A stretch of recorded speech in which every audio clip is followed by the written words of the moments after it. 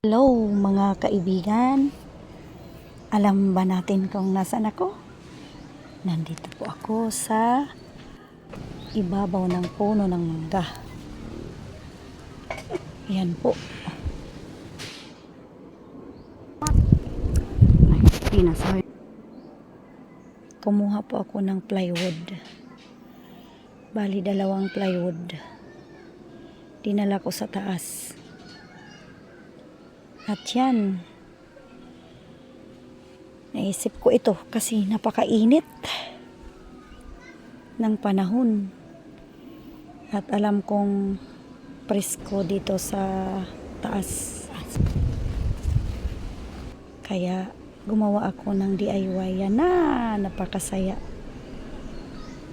Nakatulog ako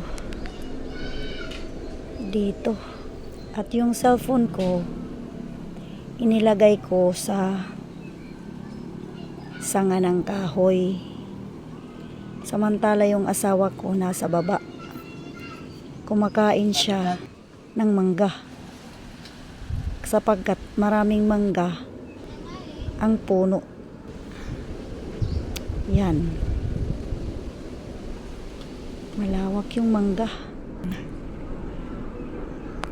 At yan na. Dito na ako nagsimulang matulog. Kasi yung cellphone ko, inilagay ko lang na naka-video sa sanga ng kahoy. At yan na, nakatulog na pala ako.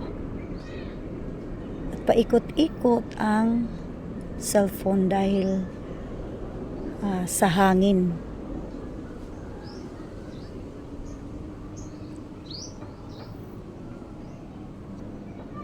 Yan na.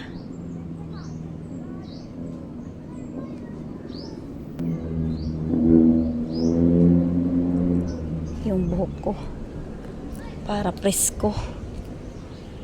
Inilapag ko sa baba. At tuloy-tuloy ang tulog.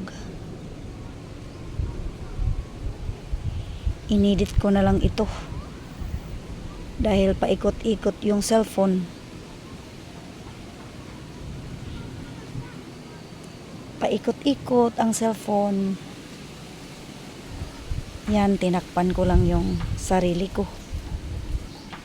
Si Marvin na sa baba, natutulog din. Pero saglit lang na video ko sa kanya. Hindi masyado siyang makita. Yan.